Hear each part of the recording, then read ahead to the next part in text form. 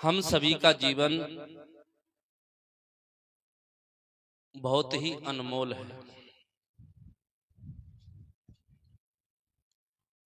इस जीवन का कोई मूल्य नहीं है। संतों ने, ऋषियों ने, महाऋषियों ने, बड़े बड़े विद्वानों ने, विचारकों ने, पादरियों ने और जितने भी धर्म गुरु हुए हैं, सब ने इस जीवन को बड़ा महत्वपूर्ण बताया है। सदगुरु कबीर ने भी इस जीवन को महत्वपूर्ण बताया। जितने भी भारतवर्ष में नहीं, पूरे विश्व में संत गुरुजन हुए, महापुरुष हुए, पीर पैगंबर हुए, सब ने इस शरीर को अमूल्य बताया, महत्वपूर्ण बताया। इसका कोई मूल्य नहीं है, इसकी कोई कीमत नहीं है। कोई चाहे कि मैं इस जीवन की कीमत लगा दूं, इस जीवन को खरीद लूं, तो यह संभव है। इसका कोई मूल्य नहीं, कोई जिसका कीमत नहीं, उसे अमूल्य कहते हैं।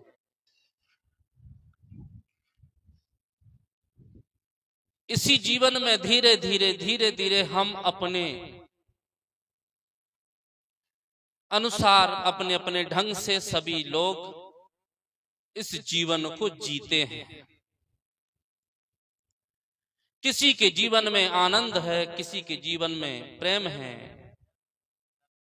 किसी का जीवन सदैव पुलकित है, सदैव आनंद में बीतता है, तो वहीं किसी का जीवन दुख में है, पीड़ित है, असावधानियों में जी रहा है, समस्याओं से जूझ रहा है। किसी ना किसी तरह से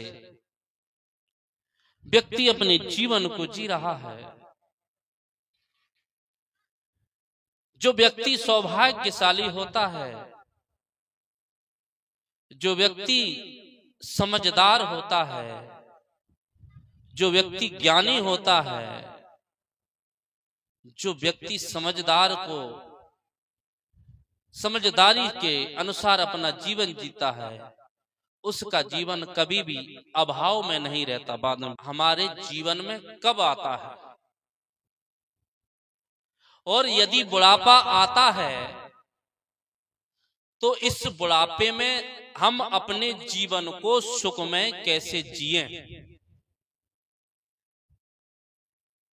जवानी में व्यक्ति के पास ज्यादा समस्याएं नहीं होती हैं जीने के लिए। जितनी भी समस्याएं जीने में होती हैं वो बुढ़ापे में होती हैं, जवानी में नहीं होती। जवानी में कोई शिकायत नहीं करता है कि मैं कैसे जीऊंगा, कैसे रहूंगा, क्या खाऊंगा, कहां रहूंगा। कोई शिकायत नहीं, कोई शिकायत नहीं। सारी की सारी शिकायतें यदि कहीं हैं तो वो है हमारा अंतिम पड़ाव, जिसे हम बुढ़ापा कहते हैं, जिसे हम वृद्ध अवस्था कहते हैं। जीवन हमारा चार तरह से व्यतीत होता है। संतों ने, ऋषियों ने, महाऋषियों ने इसे चार भागों में बांटा है। पहला है ब्रह्मचर्य। आप ऐसे भी कह सकते हैं चार आश्रम। संतों ने चार आश्रमों में भी इसको बांटा है। तो पहला आश्रम क्या है? ब्रह्मचर्य आश्रम। दूसरा है गृहस्थ आश्रम। तीसरा है वानप्रस्थ और चौथा है सन्यास। ये चार प्रकार के आश्रम होते हैं। इन चारों आश्रमों से लगभग व्यक्ति गुजरता है। संतों ने ये विधि बताई है जीवन जीने की। संतों ने ये रास्ता बताया है कि हमें इन आश्रमों से गुजरना होता है। और कोई कोई जो सन्यास से चूक जाता है, वानप्रस्थ चूक जाता है, वो बुढ़ापे में दुखी होता है। खैर वो अलग विषय है। मैं बात कर रहा था कि हम बुढ़ापे को कैसे पहचाने और बुढ़ापे में हम सुखी जीवन कैसे जिएं, इस पर हम विचार करेंगे। पहली बात तो ये है कि हम बुढ़ापे को पहचाने कैसे, बुढ़ापा कहते किसे हैं। आप लोगों से पूछूं बुढ़ापा किसे कहते हैं, तो बूढ़े लोग खड़े हो जाएंगे और एक एक से गिना देंगे।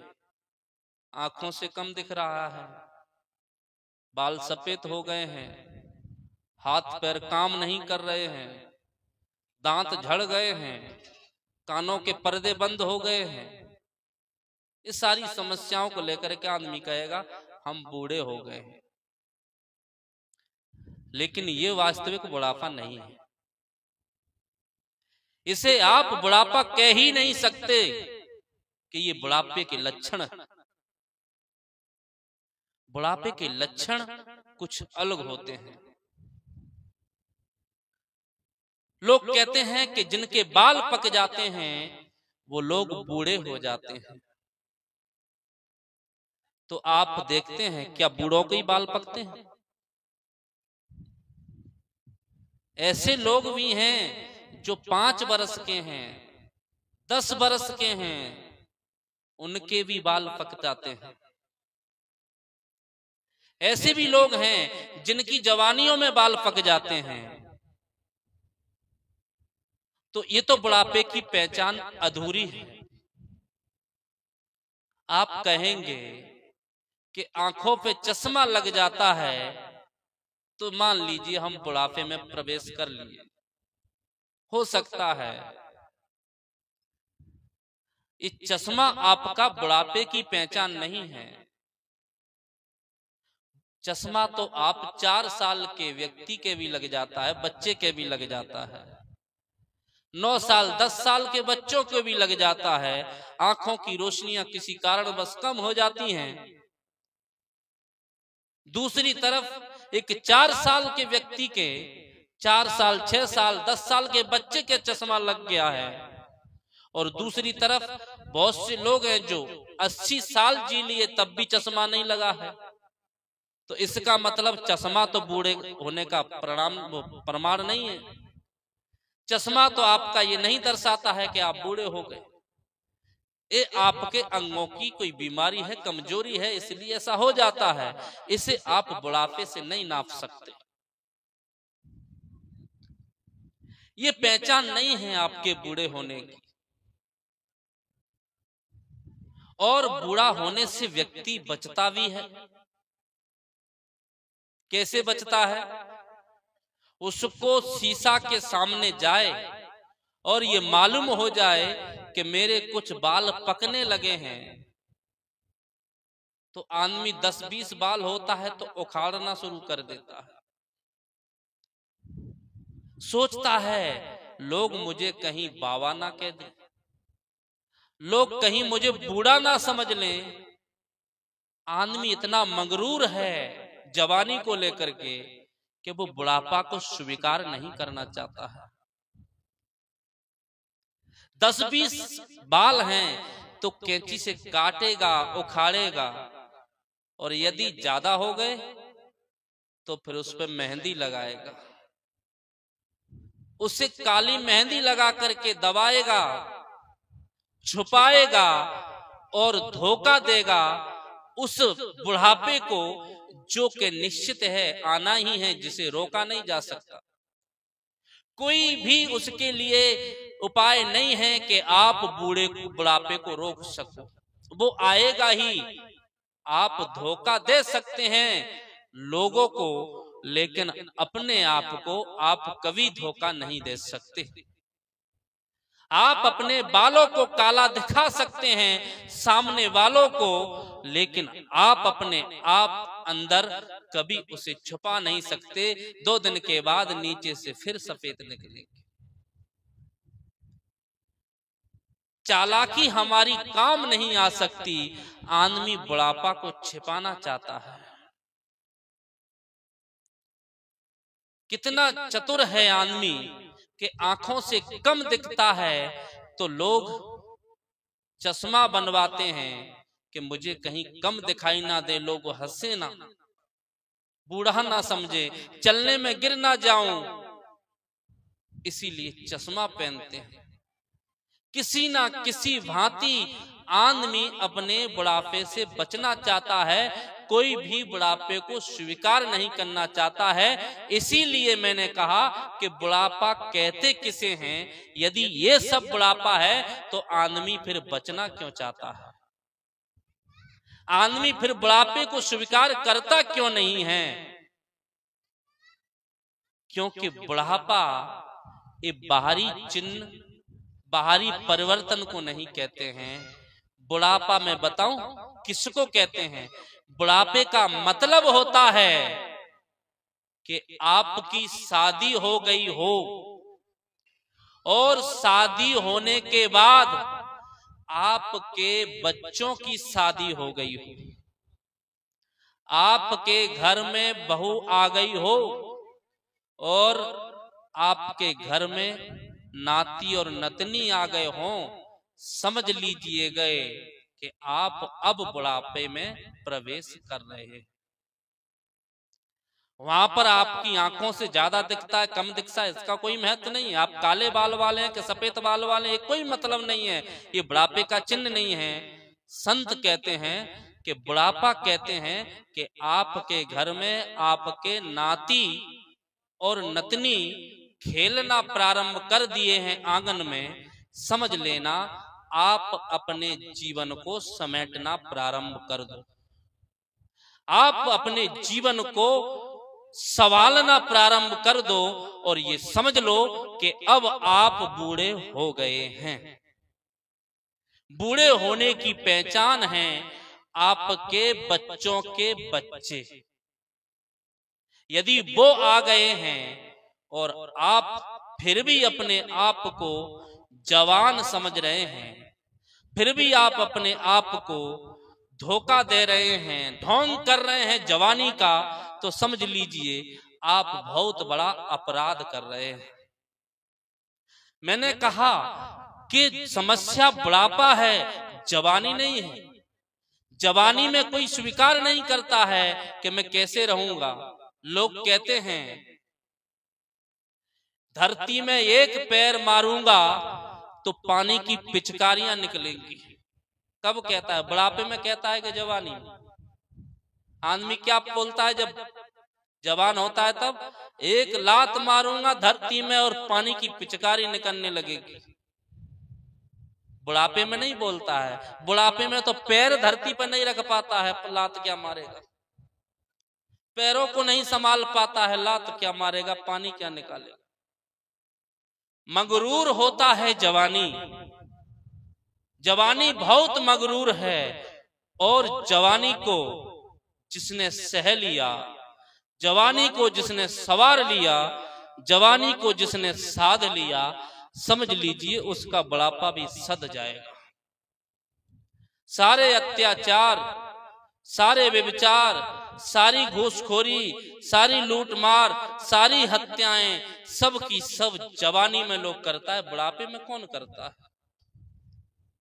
बूढ़े लोग जो खुद अपनी आंखों को नहीं पहुंच पाएंगे, वो दूसरे की आंखों में धूल क्या झोंक पाएंगे? बूढ़े लोग जो खुद एक अन्न नहीं चबा पाएंगे, वो दूसरे के अन्न को क्या छीन पाएंगे? बूढ़े लोग जो खुद अपना हाथ टेक करके खड़ा नहीं हो पाएंगे, वो दूसरे गिरे हुए आदमी को क्या उठा पाएंगे? बूढ़ा लोग खुद अपने पैरों पे खड़ा नहीं हो पाएगा, वो दूसरे के लिए सहारा क्या बन सकता है?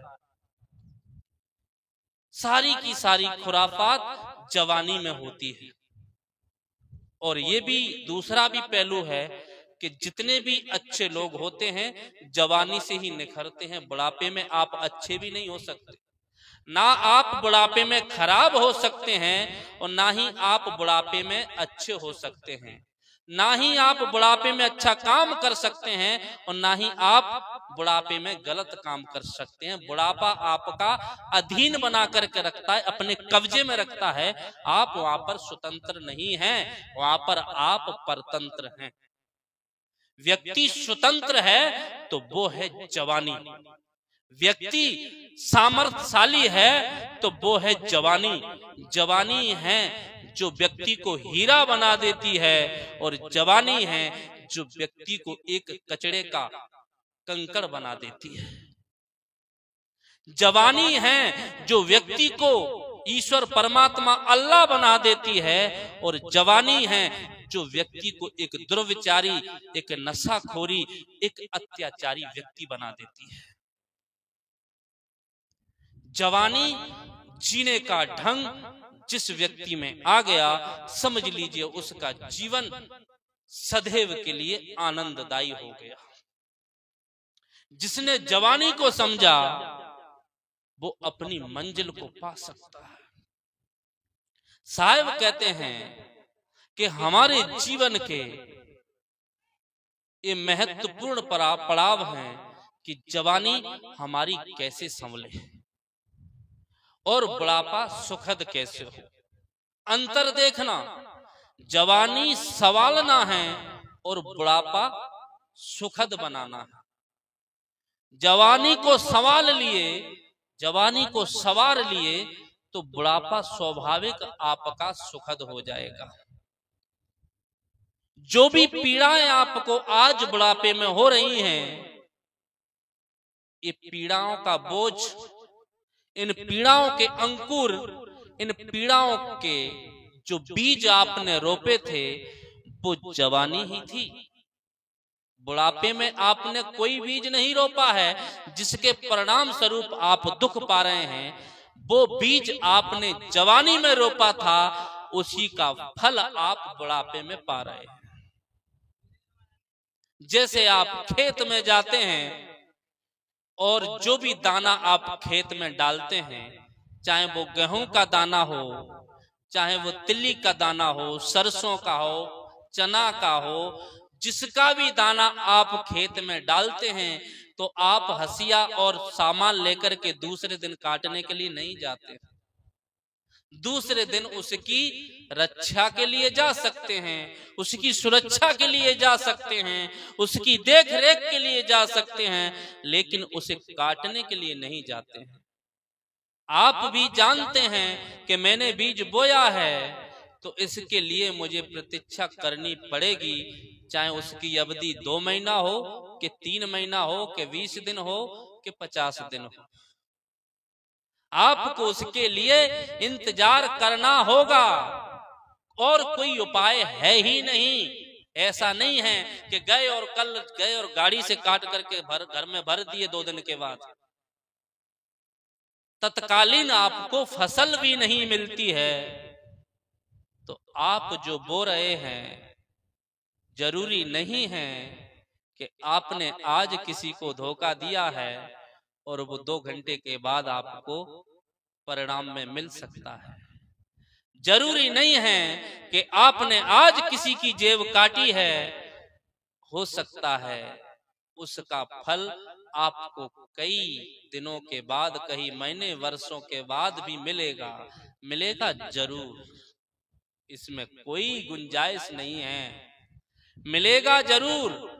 समय की अवधि, जैसे फसल अलग अलग समय पर अलग अलग मौसम में की जाती है और समय की अवधि होती है, कोई 20 दिन में मिल जाती है, कोई महीने में मिल जाती है, कोई 2 महीने 3 महीने में मिलती है, कोई फसल गन्ना कितने महीने में मिलता है, 1 साल में भी मिलता है। जैसे फसलों की अवधि होती है, जैसे अभी आम कितने दिनों में मिला है, साल भर में। गेहूं की फसल 3 महीना 2.5 महीना, मटर 20-25 दिन, ज्यादा 1 महीना। आप मटर की फड़ी तोड़ना शुरू कर देते हैं। आपका कैसा कर्म है, कितना जल्दी मिलेगा और कितना लेट मिलेगा, ये तो समय ही बताएगा। लेकिन जान लीजिए कि जो आपने बोया है उसे काटने के लिए जरूर तैयार रहना। जो व्यक्ति अपनी फसल पकने के बाद सोया रहता है, भूला रहता है, उसकी फसल को या तो जानवर बर्बाद कर देते हैं या फिर खेत में नष्ट हो जाती है। लेकिन हमारी जो फसल है, हम जो बोते हैं, वो नष्ट नहीं होती है। उसे जानवर नहीं बिगाड़ेगा, जानवर नहीं खाएगा। उसके लिए तो हमें तैयार होना ही पड़ेगा। उसके लिए तो हमें ही भोगना है, हमें ही पाना है। इसीलिए संतों ने कहा कि जवानी को संभालो। ये जवानी बड़ी मगरूर है, ये जवानी बड़ी बेढंगी है।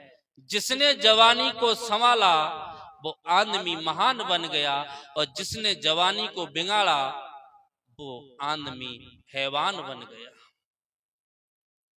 जितनी भी खुरापातें हमारे जीवन में होती हैं, सब की सब जवानी में होती हैं। व्यक्ति गुटखा खाना सीखता है तो जवानी में, दारू पीना सीखता है तो जवानी में, चोरी करना सीखता है तो जवानी में, लूट मार करना सीखता है तो जवानी में, अत्याचार करता है तो जवानी में, व्यभिचार करता है तो जवानी में, खुरापात के जितने भी काम हैं सब व्यक्ति जवानी में करता है। इसीलिए कहते हैं कि ज्यादा अकड़ के चलना अच्छी बात नहीं है, लेकिन ज्यादा संभल के चलना आपके लिए भी और परिवार, समाज, देश के लिए सुंदर बात है। जो आदमी संभल के चलता है जवानी में, समझ लीजिए वो लोगों की धड़कन बन जाता है, लोगों का प्रेम पाता है, लोगों का आशीर्वाद प्राप्त करता है। और जो अकड़ कर चलता है वो टूट जाता है, गिर जाता है, बिखर जाता है, उसका कोई अस्तित्व नहीं रहता, वो एकदम मिट जाता है। इसीलिए हमें आवश्यकता है कि जवानी में अपने बच्चों को संभालने का काम करें। अब हमारे पास क्या उपाय है? आप कहेंगे कि हमारी जवानी तो निकल गई, अब हमसे जो हो गया, अब आगे हमें क्या करना है वो बताएं। जवानी में हमने जो किया वो कर चुके, अब बुढ़ापा हमारा कैसे सुख से बीते वो उपाय बताएं। और सत्संग होता ही इसी के लिए है। सत्संग में सवाल नहीं जवाब ढूंढे जाते हैं, सत्संग में शिकायतें नहीं समझौते ढूंढे जाते हैं, सत्संग में समाधान मिलता है, सत्संग में व्यवधान नहीं समाधान होते हैं। सत्संग में इच्छाएं नहीं, सत्संग में आवश्यकताएं पूरी होती हैं। सत्संग में सदैव मनुष्य की निर्मलता पर प्रकाश डाला जाता है। सत्संग में अंधेरा नहीं प्रकाश होता है। सत्संग में अंधेरे को भगाया जाता है और प्रकाश पाया जाता है, प्रकाश जलाया जाता है। चाहे वो फिर प्रकाश बाहर का हो, चाहे फिर अंदर का हो। बाहर प्रकाश की कमी नहीं है, सारी व्यवस्थाएं लोग कर देते हैं। बाहर का प्रकाश सरकार कर देती है, लोग कर देते हैं, दीप के रूप में, लाइट के रूप में, बड़ी बड़ी हैलोजनों के रूप में, कहीं ना कहीं हम किसी ना किसी भांति प्रकाश कर लेते हैं। समस्या है तो हमारे अंदर के प्रकाश की है, समस्या है तो हमारे अंदर की ज्योति की है, समस्या तो है हमारे अंदर के समाधान की है। आज बाहर का प्रकाश ज्यादा है कि कम है इसका कोई महत्व नहीं है, लेकिन हमारे अंदर यदि थोड़ा सा भी अंधेरा है तो ये समस्या का विषय बन सकता है। यदि थोड़ा सा भी अज्ञान का अंधकार हमारे अंदर में है तो वो बहुत बड़ी समस्या हमारे जीवन में खड़ी कर सकता है। आपके गली में बहुत बड़ी हैलोजन ना हो, छोटा सा बल्ब या आपकी हाथ की टार्च आपको आपके घर तक पहुंचा सकती है, वो भी आपको आपकी मंजिल को हासिल करा सकती है। जरूरी नहीं कि बहुत प्रकाश होने के बाद ही आप अपने घर को ढूंढोगे। आप छोटे से दीपक से भी अपने घर को ढूंढ सकते हो, लेकिन अपने अज्ञान को मिटाने के लिए, अपनी वासनाओं को मिटाने के लिए, अपनी इच्छाओं को मिटाने के लिए, अपने लोलुपता को मिटाने के लिए, अपने जीवन को संवारने के लिए, अपने जीवन को प्रकाश करने के लिए आपको बहुत बड़े पावरफुल सत्संग और ज्ञान की आवश्यकता है। ये सत्संग है, ये संतों का आना है, इन संतों की साधना जन्य विचार हैं जो आपके अंदर में खलबली मचा देते हैं और आपको जगा खड़ा कर देते हैं, आपकी नींद के, आपकी मूर्छा को तोड़ देते हैं और आपको बताते हैं कि तुमने ये गलत किया है, सावधान, आगे आपके साथ कुछ भी हो सकता है। आप अपने कर्मों को सुधारो, आप अपने संयम में आओ, आप अपने ज्ञान को जानो। और वही संत महापुरुषों ने किया। एक उंगली माल के जीवन में बहुत बड़ा अंधेला था। आप लोगों ने सबने कथा सुनी है। लोग कहते हैं, अभी मैं कई लोगों से चर्चा सुन रहा था, सब अपनी अपनी झाड़ रहे थे। थोड़ी देर के लिए गया था हॉल में विश्राम के लिए, ऐसे 2 घंटे आधा घंटा बैठा हूँ। क्या करेंगे पांडाल में जाकर के, गर्मी बहुत है, क्या है, यहीं सुन लेंगे। क्या करोगे, अभी भजन गायक नहीं आए हैं, भजन शुरू नहीं हुआ है, क्या सुनना। कोई कह रहा था टाइम बहुत हो गया है, सत्संग लेट हो गया, कैसे काम चलेगा। मैं आप लोगों से पूछना चाहता हूं, सत्संग कभी लेट होता है? सत्संग का कोई टाइम होता है क्या? यदि सत्संग का टाइम होता तब तो फिर उंगली मार नहीं जागता, तब तो फिर सप्तऋषि कभी भी नहीं जागते, क्योंकि वो टाइम पर पहुंचते ही नहीं। क्योंकि सत्संग का कोई टाइम नहीं होता है। व्यवस्था के लिए सिर्फ एक व्यवस्था के लिए अनुमान लगा दिया जाता है कि प्रारंभ करेंगे, ज्यादा से ज्यादा लोग लाभ ले सकेंगे समय का। लेकिन कुछ समस्याएं ऐसी हो जाती हैं जिन कारणवश, लेकिन हम लोग क्या हैं, बाहरी जितनी भी समस्याओं पे हमारा दिमाग तुरंत जाता है। ऐसा क्यों नहीं हो रहा है, ऐसा क्यों हो गया, ऐसा क्यों करना चाहिए था, ऐसा क्यों नहीं किया। ये सारी की सारी चीजें समझ लीजिए हमारे मन को सेकने का सिर्फ साधन है। इससे हमारा कोई लाभ नहीं, इससे हमें कोई लाभ होने वाला नहीं है। आप 4 लोगों को दबा करके अपनी बात को मनवा ही लो, आपका क्या फायदा है। लाभ तो होता है। संतों ने कहा, गुरुओं ने कहा, क्या कहा, सदगुरु कबीर ने कहा, एक शब्द गुरुदेव का ताका अनंत विचार। जरूरी नहीं है कि आप 4 घंटा सत्संग सुनो तभी आपके जीवन में बदलाव आएगा। जरूरी नहीं है कि आप 10 घंटा सत्संग सुनो तभी आपका जीवन परिवर्तन होगा, आपके जीवन में आनंद आएगा।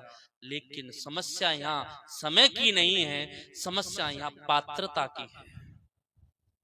समस्या यहाँ पर अपने वर्तन की है, अपनी पात्रता की है कि हमारी पात्रता कैसी है।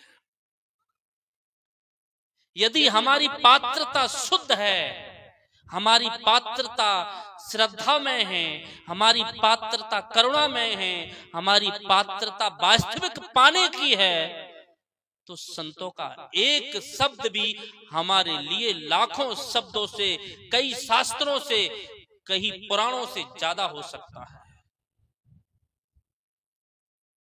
हजारों शब्द हों और हमारी पात्रता ना हो। जैसे छोटा सा 10 ग्राम का हमारे पास बर्तन हो, 100 ग्राम कह लो, चलो 10 ग्राम बहुत छोटा है, और किसी के पास 1.5 किलो 2 किलो सामान हो, अब बताइए, जो 100 ग्राम का बर्तन है 1.5 किलो आएगा। 100 ग्राम दूध का बर्तन में आप 2 लीटर दूध नहीं डाल सकते। जो पात्र की सीमा है, आप डालो कितना भी, क्या होगा उसका? जितना डालोगे वो व्यर्थ जाएगा। टिकेगा कितना? 100 ग्राम पूरा नहीं टिकेगा, क्योंकि 100 ग्राम टिक ही नहीं सकता है, उसका भी कुछ हिस्सा कम हो जाता है। पात्रता हमारी कैसी है? यदि हमारी पात्रता 100 ही ग्राम की है और कोई संत गुरुजन महापुरुष बड़े बड़े शास्त्रों का ज्ञान दें, बहुत अच्छी अच्छी बातें बताएं, संतों के पास कोई खजाने की कमी नहीं होती है। संतों ने अपनी साधना से उसे प्राप्त किया है। साधना दोनों में होनी चाहिए, पात्र की भी साधना होनी चाहिए और पात्र में भरने वाले की भी साधना होनी चाहिए। मैं कहा कि हमारी पात्रता कितनी है? उंगली माल की पात्रता बहुत बड़ी थी। जो उंगली माल थे उनकी पात्रता विशाल थी। था तो खूंखार, अपने जमाने का इतना खूंखार डाकू जिसके नाम से लोग कांपते थे थर थर। सुन ले कि अमुक जंगल में अमुक पेड़ के पास हमने उसको देखा, पाया तो आदमी 10-10 दिन उधर नहीं जाता था। आसपास के राजा महाराजाओं की सेनाएं कांपती थीं सिर्फ एक व्यक्ति से। इतना खूंखार था। खूंखार क्यों ना? उंगली माल नाम ही था, क्योंकि वो उंगली माल नाम इसलिए पड़ा था कि वो जिस व्यक्ति को पकड़ता था, जिस व्यक्ति को लूटता था, मारता था, उसकी एक उंगली काट करके और माला बना के गले में धारण करता था। और उसने ऐसा पता नहीं कोई प्रतिज्ञा कर रखी थी कि जब तक मेरी गर्दन में 100 या 1000 उंगली ना हो जाए, शायद 100 उंगली ना हो जाए, तब तक मैं आदमी को मारना नहीं छोड़ूंगा। और उसने संयोग की बात 99 आदमी मार चुका था। लेकिन उसका समय आया, उसके उदय हुए भाग्य तथागत गौतम बुद्ध भगवान बुद्ध का उधर जाना हुआ।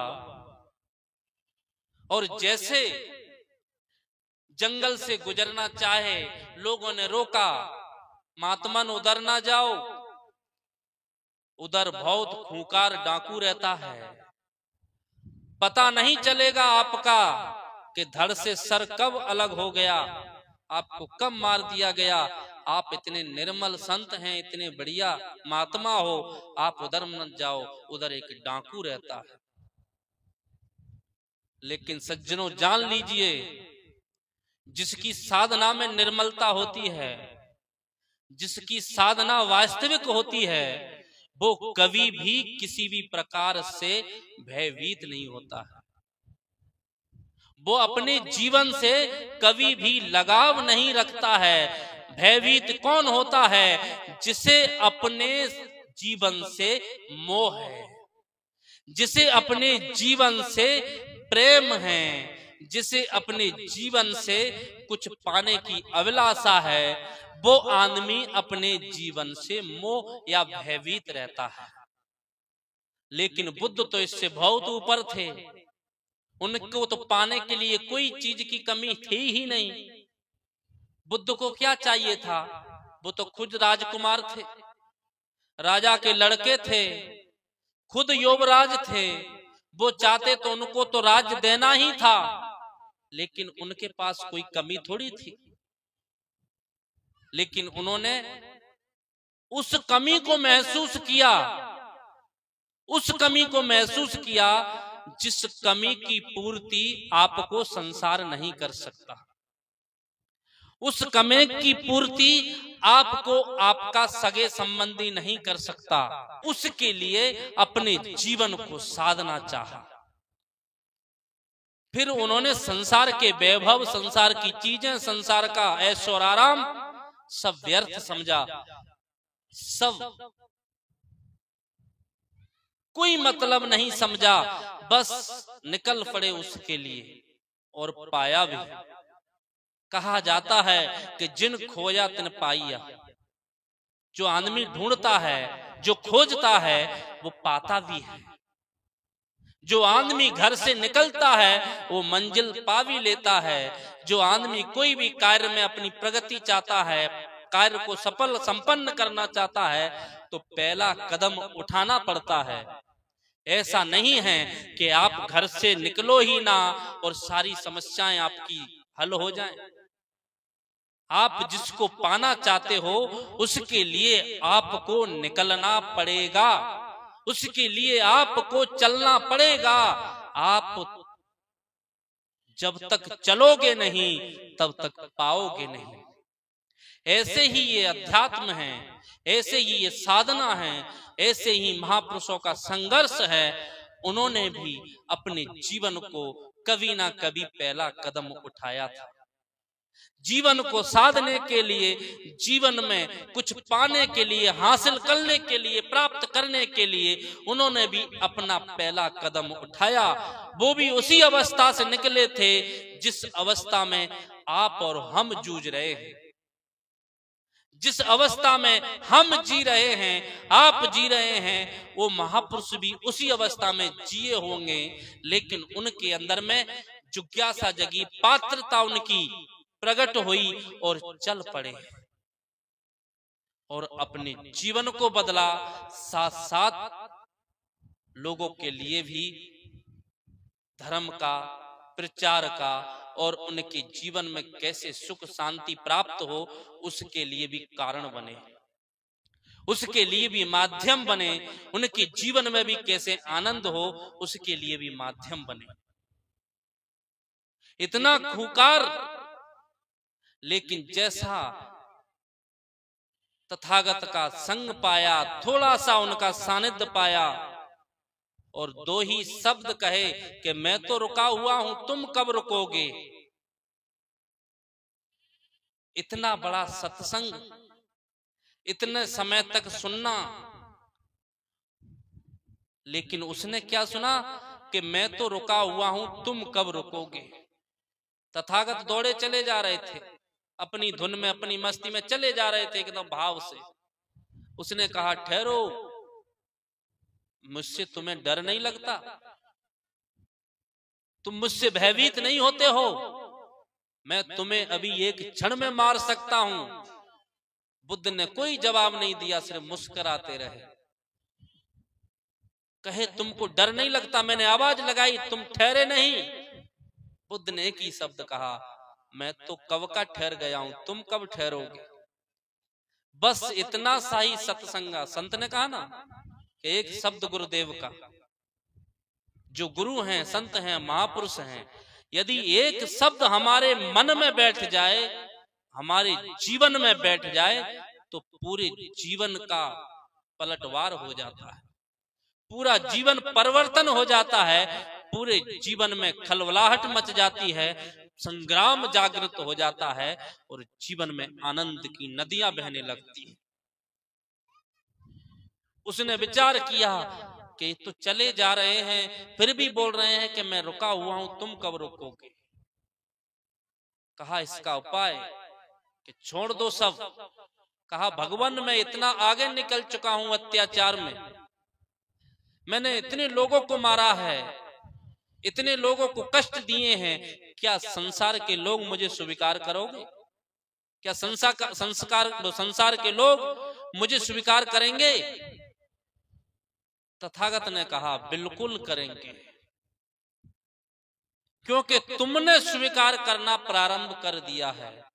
और एक बात याद रखना, जो आदमी अपनी गलतियों को स्वीकार करना प्रारंभ कर दे, समझ लीजिए उसके जीवन में उजाला होने वाला है। जो आदमी अपनी गलतियों को समझना शुरू कर दे, समझना प्रारंभ कर दे, समझ ले उसका जीवन निर्मल होने वाला है।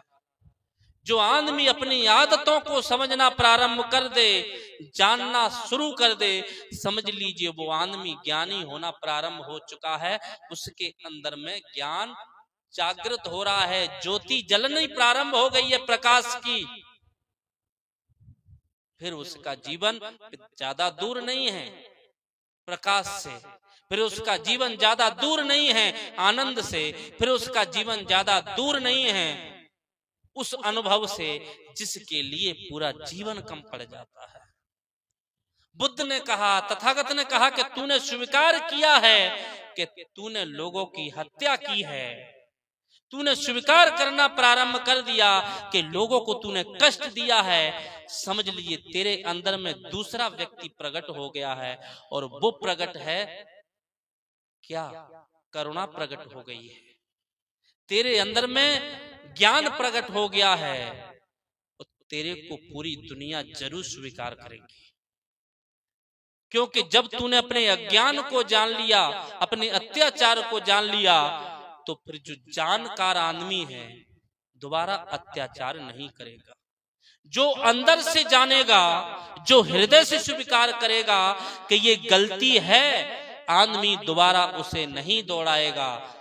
दबाव में तो कोई भी स्वीकार कर लेता है, पुलिस के डंडे से स्वीकार कर लेता है, पंच की दबाव से स्वीकार कर लेता है, पंचायतें जोड़ी जाती हैं, तुमने गलत किया है, आज से गलत नहीं करना, दबाव में आकर के गलत संकल्प ले लेता है। कितने दिन चलता है?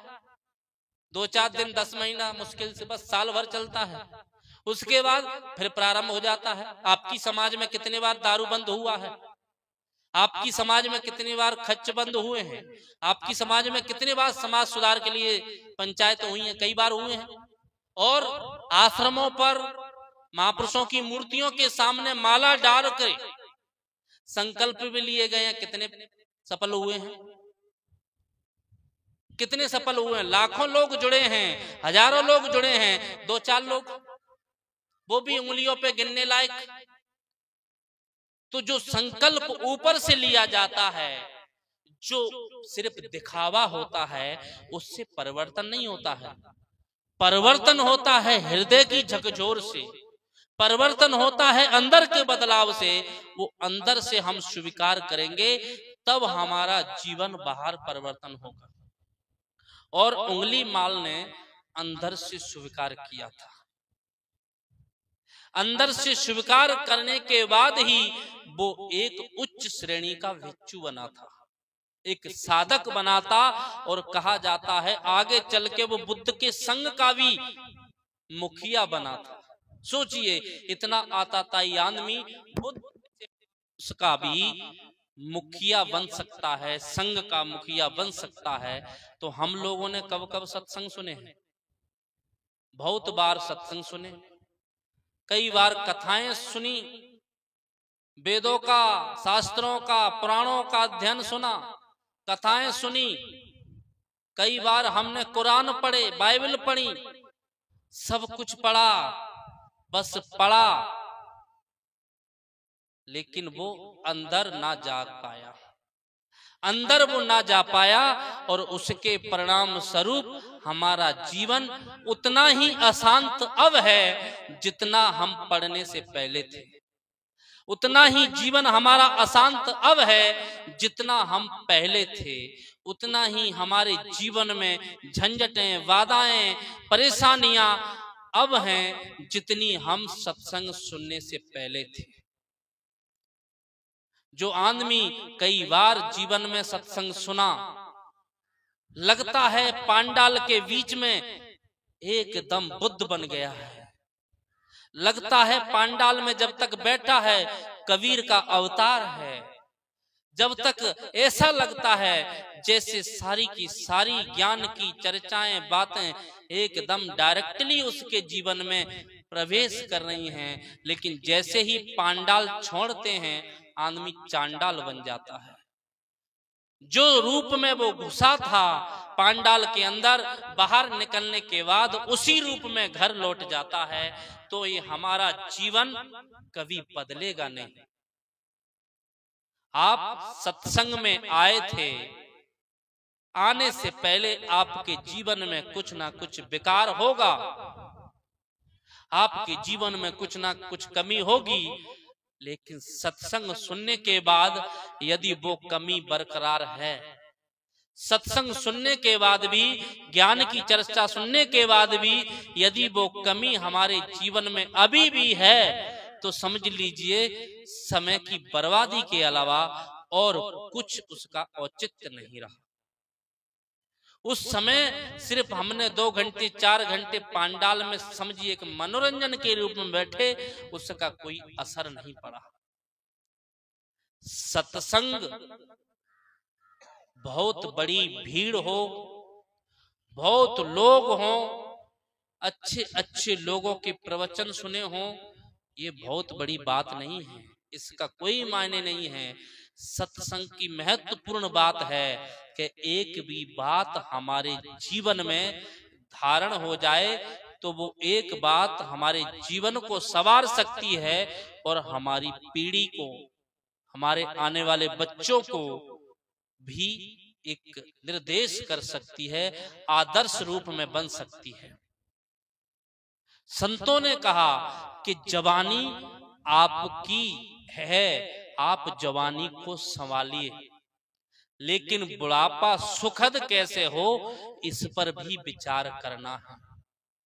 मैंने कहा कि बुढ़ापा की पहचान सिर्फ ये बाहर की पहचान नहीं है, सफेद बाल हो जाना, झुर्रियां पड़ जाना, दांत उखड़ जाना, आंखों से कम दिखना, बाल पक जाना, ये सबका समाधान आदमी ढूंढ लेता है, बुढ़ापे को धोखा दे देता है। लेकिन बुढ़ापा की असली जो पहचान है वो है आपके घर में आपके बच्चे की शादी और आपके घर में आपके पास नाती पोता आ गए हैं, समझ लीजिए आप बूढ़ा हो गए हैं, क्योंकि वो समय आ गया है आपकी साधना का। वो समय आ गया है कि आप अपने उन छल्लों को निकाल के फेंक दो जो आप जवानी में चमका चमका के घूमते थे। उन डाई को, उन काली मेहंदी को छोड़ दो जो आप जवानी को या बुढ़ापे को धोखा देना चाहते थे। उन कृत्यों को छोड़ दो, उन कामों को छोड़ दो जिसका असर आपके बच्चे और आपके नाती पोते पर पड़े। उन रंग रंगलियों को छोड़ दो, उन विषय संबंधी चर्चाओं को छोड़ दो, उन मजेदार बातों को छोड़ दो, उस संगीत को छोड़ दो जिसमें राग और रंग है। समझ लीजिए आप बुढ़ापे को सुखद बना सकते हैं। बुढ़ापे के कई पैगाम हैं, कई बुढ़ापे के स्टॉपेज हैं, कई बुढ़ापे के स्टेशन हैं। बुढ़ापे का पहला स्टेशन जो है वो है क्या? बुढ़ापा सुखद हो उसके लिए पहला नियम है बुढ़ापे का क्या? धागा और सुई लेके इस वाणी को सी लो। पहला सूत्र बुढ़ापे का क्या है? वाणी का संयम। यदि आपकी बुढ़ापे में वाणी आपके कंट्रोल में नहीं है, यदि वाणी आपकी जीव, आपके शब्द छलनी करने वाले हैं, चाहे फिर वो बूढ़ा हो या बुढ़ई हो, बूढ़ी माता हो, सबके लिए वही बात है। यदि जवानी में आपने जो किया आपको कहने वाला कोई नहीं था, लेकिन बुढ़ापे में पहला नियम है कि आप अपनी इस जवान को संभाल लो। आपके सामने भोजन की थाली आई है, नई घर में बहू आई है, पुतहू आई है, भोजन की थाली आपके सामने आ गई। यदि नमक कम है तो हो सके खा लो, मांगने की चेष्टा ना करो। यदि उठ के ला सकते हो तो लाओ, लेकिन मांगने की चेष्टा ना करो, क्योंकि देगी जरूर, लेकिन श्रद्धा ना होगी, प्रेम से ना देगी। बूढ़ा अभी भी भोजन में स्वाद चाह रहा है, और यदि थाली में नमक ज्यादा है, सब्जी में नमक ज्यादा हो गया है आपकी बहू से, बुढ़ापा सुखद कैसे हो उसी के सूत्र बता रहा हूं, याद रखना। यदि थाली में नमक ज्यादा हो गया है तो बगल में गिलास में पानी रख लीजिए, सब्जी में पानी डाल के खा लीजिए, लेकिन ये कभी मत कहिए किस बेहुदे बाप की बच्ची है जो मेरे घर में बहू बन के आ गई है, किस नालायक बाप की बेटी है जो मेरे भाग्य में बहू के रूप में आई है, मेरे घर में ये नमक भी डालना नहीं जानती, इसको सब्जी तक बनाना नहीं आता है। यदि ये शब्द आपके निकलेंगे तो जो नमक की सब्जी मिल रही है ना, उसके लिए भी लाले पड़ जाएंगे। आज नमक ज्यादा वाली सब्जी मिली है, कल नमक की थैली भी ना मिलेगी, आपको वो सब्जी भी आपके भाग्य में ना होगी जो आपको जैसी तैसी मिली है। आप उन शब्दों को छोड़ दो जिससे आपकी बहू आपके बेटे को, और जान लीजिए आपने अपनी बहू को तो कहा, लेकिन बहू पे असर कम होता है, आपके बेटे पर ज्यादा होता है। यदि बहू को आपने कहा किस निकम्मे बाप की बेटी है, तो समझ लीजिए आपका जो निकम्बा बैठा है ना बेटा, उसको चोट लगेगी। मेरी पत्नी है, अपनी पत्नी को कहो मेरी को क्यों कहते हो, आके खड़े होकर कह भी देते हैं, शिकायतें आती हैं, कहते हैं महाराज जी बहू तो ठीक है लेकिन लड़का ही उसके अंडर में रहता है, लड़का जैसा चाहता है वैसे ही बहू करती है, लड़का ही नहीं चाहता है कि हमको रोटी मिले। बहुएं कोई खराब नहीं होती है, खराब व्यक्ति होता है, हर व्यक्ति होता है। हमने कैसा संस्कार दिया है अपने बच्चे को, हो सकता है वही संस्कार हमें अपने बच्चे के रूप में मिल रहा हो। मैंने कहा पहला काम है कि आप इन वाणियों पे संयम रखो। किसी भी परिस्थिति में आपकी बहू से भोजन में कोई भी कमी हो जाए तो ससुर को चाहिए, सासू माँ को चाहिए, ज्येष्ठ को चाहिए, जेठानी को चाहिए, देवर को चाहिए, देवरानी को चाहिए, ननद को चाहिए कि सहन कर ले, समझा बुझा दे, कभी प्यार से कह सकते हो, लेकिन कड़वे शब्दों का इस्तेमाल कभी मत करना, क्योंकि वो दूसरे घर से आई है, उसके अपने संस्कार हैं, उसकी अपनी नियम है, उसका अपना भाग्य है।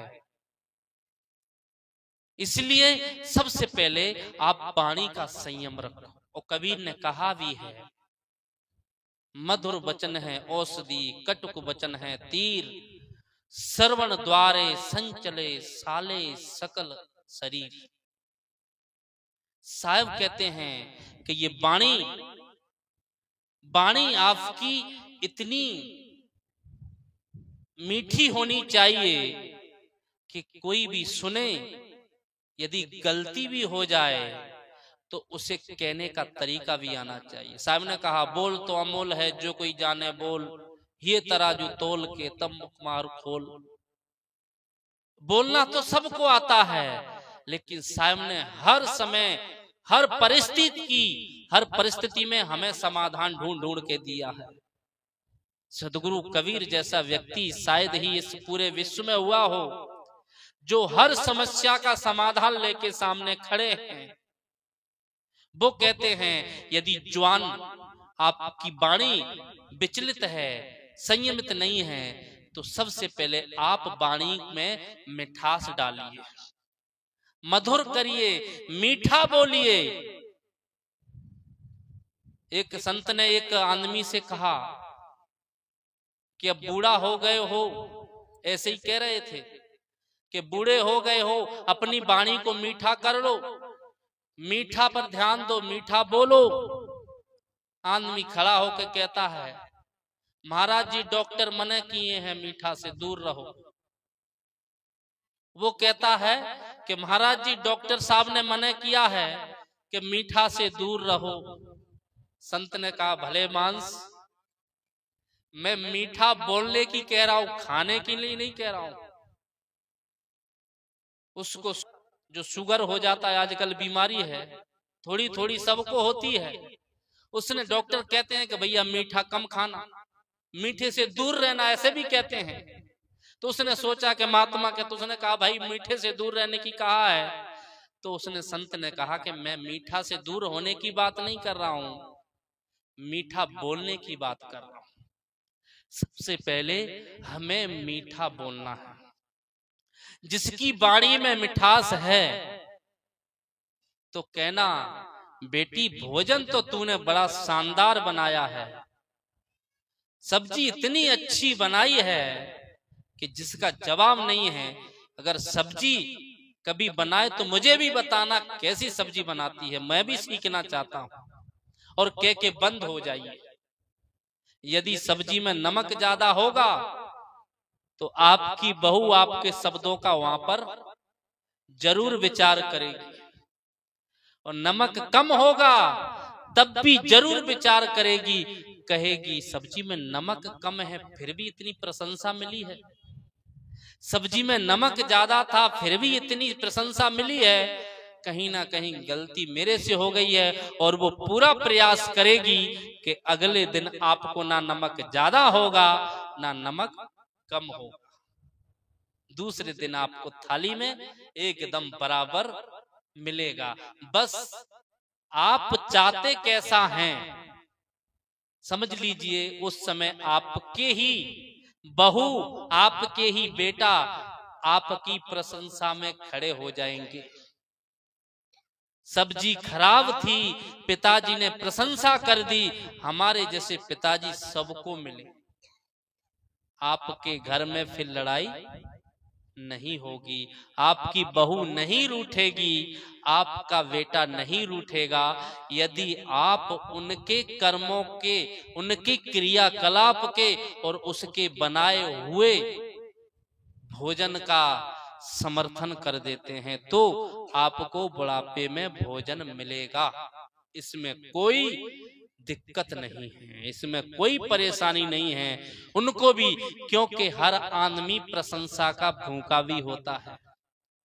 आपका बेटा है तो ऐसा नहीं है कि उसे प्रशंसा नहीं चाहिए, जरूरी नहीं है कि 24 घंटे वो आपकी गाली के लिए लालायत रहता हो, तू निकम्बा है, निठल्ला है, ऐसा ऐसा काम करता है, खेत नहीं देखता है, बैल है, पता नहीं क्या क्या कहते हैं। तो क्या वो स्वीकार करता है उन सब चीजों को? आप बाप हैं इसलिए कुछ नहीं कहता है, लेकिन अंदर अंदर तो वो गाली देता है। लेकिन आप जब उसे प्रेम से कोई चीज बता देते हैं तो वो आपके सम्मान में खड़ा हो जाता है। एक सासू माँ है, यदि प्रेम से अपनी बहू को समझा देती है कि नमक ज्यादा हुआ है कोई बात नहीं, कल से सही हो जाएगा। लेकिन आजकल की सास और बहू प्रेम से रहना कहाँ चाहती हैं? प्रेम क्या चीज हो गई है इसके लिए उन्हें पढ़ना पड़ता है, प्रेम क्या चीज है इसके लिए सोचना पड़ता है, और निरंतर कटुता का व्यवहार करती है। एक दूसरे के साथ ऐसा ऐसा व्यवहार, ऐसी ऐसी अपशब्द बोलती हैं जिसका कोई आदमी जो सज्जन पुरुष है वो सुनना भी नहीं चाहता है, निकल लेता है। घरों में बच्चों के साथ ऐसी ऐसी गालियां आपस में, चाहे वो बूढ़ा हो, चाहे बूढ़ी हो, चाहे माँ बाप हो, ऐसी ऐसी गालियां देते हैं जिसके कारण हमारे घर में निरंतर धुंध मचा रहता है। गलत गलत शब्दों का हम इस्तेमाल करते हैं। साहब कहते हैं कि आप अपने बुढ़ापे को सुखद बनाना चाहते हो तो सबसे पहले अपनी वाणी पर ध्यान दो, वाणी को संयमित करो, क्योंकि आपका शब्द मधुर होना चाहिए, मीठा होना चाहिए। ये शब्द ही हैं जो हमारे जीवन को बर्बाद करते हैं, हमारे घर को बर्बाद करते हैं, हमारे देश और राष्ट्र को बर्बाद करते हैं।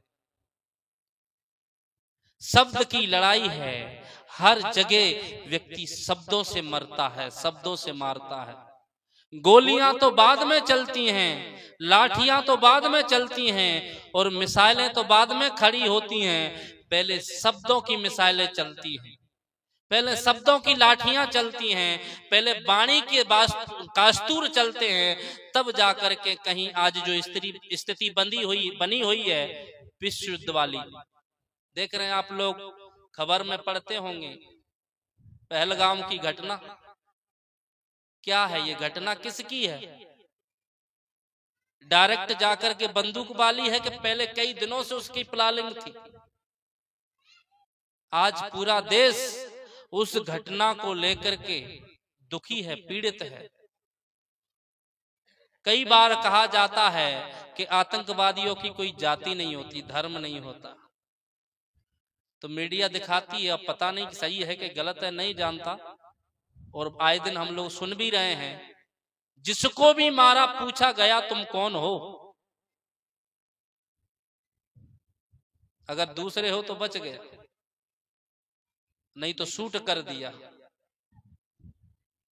धर्म के नाम पर इतनी अत्याचार, धर्म के नाम पर इतना लोगों की हत्याएं, उसे हम धर्म कहेंगे? उसे हम धर्म कहते हैं जहां पर लोगों को शूट कर दिया जाता है, जहां पर लोगों की हत्याएं कर दी जाती हैं, जहां पर लोगों को मारा जाता है, काटा जाता है, वो धर्म कैसे हो सकता है? तो इसके पीछे सबसे पहला काम वाणी का था। एक दो लोगों की वाणियों के शब्द एक दूसरे को लगे और वो एक ना एक दिन जाकर के विश्व शुद्ध बन जाता है। तो साहब तो पहले ही नंबर पर ताला लगाने की बात करते हैं कि वो नौबत ही ना आए। आप अपनी वाणी में संयम रख लो, आप अपनी वाणी को संभाल लो, तो आपको वो परेशानी ही नहीं होगी कि किसी से लड़ाई झगड़ा या मारकाट करना पड़े। बुढ़ापा बहुत सुख से बीतेगा। दूसरी बात, यदि किसी के 4 बच्चे हैं, आपका बुढ़ापा सुखद कैसे हो? पहली बात, आप अपनी वाणी को संयम रखो। दूसरी बात जो है वो है, यदि आपके 4 बच्चे हैं, 2 बच्चे हैं, 6 बच्चे हैं और एक भी बच्चा है, कोई बात नहीं, लेकिन किसी किसी का एक होता है, बाकी 2-4 है। यदि 2-4 आपके पास बच्चे हैं तो आपकी दृष्टि, आपका प्यार, आपकी मोहब्बत सब पर समान हो। आपकी दृष्टि में आपके चारों बच्चे समान भाव से हो, सब पर आपकी दृष्टि समान हो। एक पर कम, एक पर ज्यादा, एक के सामने आप सब कुछ लुटाना चाहते हो, दूसरे को फुटी आंख से नहीं देखना चाहते हो, तब भी आपका बुढ़ापा सुखद नहीं होगा। क्योंकि आप जिसका समर्थन करेंगे, जिसका सहयोग करेंगे, दूसरा आपका दुश्मन बनकर खड़ा रहेगा और आपको चैन से नहीं सोने देगा। वो भी आपके बुढ़ापे को नष्ट कर देगा, आपके बुढ़ापे में वो भी परेशानी, रोड़े पैदा करेगा। क्यों? क्योंकि आपकी जो दृष्टि है वो सम नहीं है, चारों पर बराबर नहीं है, इसलिए आप बुढ़ापे में अपने बच्चों से दुख पाते हैं। जिसका आपको ज्यादा प्यार करते हैं, जिस पर आप ज्यादा विश्वास करते हैं, आप संस्कार ही ऐसा दो कि आपको कम ज्यादा करने की आवश्यकता ही ना पड़े। आप अपने बच्चों को ऐसा शिक्षा दो, ऐसे संतों से जोड़ो, ऐसा संस्कार दो कि आपको एक दूसरे पर कम ज्यादा की नौबत ही ना आए। दूसरी बात कि आप अपने बच्चों को समदृष्टि रखो, जो कुछ आपके पास है। तीसरी बात, यदि आप सब पर दृष्टि सम रखेंगे, सब पर बराबर का भाव रखेंगे, तो सब आपको प्यार देंगे, सब आपके साथ जीना चाहेंगे, सब आपके साथ रहना चाहेंगे। तीसरी बात, धन का बंटवारा। आपके पास जो भी धन है बंटवारा करना है, जो भी पैसे के रूप में है, जमीन के रूप में है, बैंक बैलेंस के रूप में है, जिस प्रकार से भी आपके पास धन है, उस धन का बंटवारा तो करो, लेकिन जानो कि उस धन में से कुछ अंश अपने लिए भी रखो। ये भी बुढ़ापे के लिए एक सूत्र है, जान लीजिए। ऐसा नहीं है कि 4 बच्चे हैं, चारों में एकदम हाथ खड़े होकर सब में बांट करके और अपने हाथ ऊपर खड़े होकर हाथ करके खड़े हो गए। चारों को बांटो, लेकिन उसी धन में से जब तक आप जिंदे हैं, जब तक आप जीवित हैं, आपकी बूढ़ी जीवित है, कुछ अंश अपने लिए रखो। किसके लिए? जब सत्संग में जाएं तो आपको अपने बेटे के सामने हाथ ना फैलाना पड़े कि मैं सत्संग सुनने जा रहा हूं, महात्मा आएंगे, साहब लोग आएंगे, मुझको 10 रुपए चढ़ाना पड़ेगा, 10 रुपए दो। तो बेटा कहेगा इसके लिए जरूरत नहीं है, 10 रुपए का दूध ले आओ, वो काम आएगा। 10 रुपए का चाय की पत्ती ले आओ, वो काम आएगी, क्योंकि आपका बेटा आपको धर्म से नहीं जोड़ना चाहता। आप जो बुढ़ापे में चाहते हैं कि आप धर्म से जिए, कहते हैं लोग जवानी में तो बीते, कोई बात नहीं, अब तो बुढ़ापा है, धर्म से चलेंगे। तो कैसे चलोगे? खाली शरीर से? धर्म धन से भी होता है, धन ना हो तो किराया देके कैसे आओगे? बस वाला वहीं उतार देगा सबलगढ़ में, कैलाश में ही नहीं चढ़ने देता। क्यों? आप कितना भी कहते बड़े आश्रम से, मेधावली से, फलानी जगह से संत आ रहे हैं, हमको उनकी वाणी सुनने जाना है, सत्संग सुनेंगे, वो कहेगा ये तुम्हारी प्रॉब्लम है, मेरी नहीं, मुझे किराया चाहिए। तो मैंने कहा तीसरी जो बात है वो है आप अपने बच्चों में जो है बांटो, कोई बात नहीं, कुछ अंश अपने लिए रखो। जहां पर आपको दान करना पड़े, आपको धर्म करना पड़े, किसी दीन दुखी की सहायता करना पड़े, उस समय आपको अपने बेटे या बहू के सामने हाथ ना फैलाना। ये भी एक आपके बुढ़ापे के लिए, जीने के लिए बहुत बड़ा सूत्र है। चौथी बात जो है वो है संयम। खुरापात का जीवन जो था, चंचलता, विकलता, जो रसीली बातें जवानी में सुनते थे, आज कितने बूढ़ों को देखते हैं, ए भैया, ए लड़का, लियो तो मोबाइल, फलानी का वो डांस वाला सुनाओ तो कैसा लगता है, अरे वो रसिया सुनाओ जो वहां पर उसने गाया था, अरे नया गाना लॉन्च हुआ है वो सुनाओ, तो मूंछों में ताव दे के सुनता है बूढ़ा लोग, आंख में चश्मा लगा के सुनता, आंख नहीं देख पा रही है फिर भी देख करके, कान में मशीन लगा के सुनता है। ये खुरापात मैं क्यों कह रहा हूं? आपको बुढ़ापा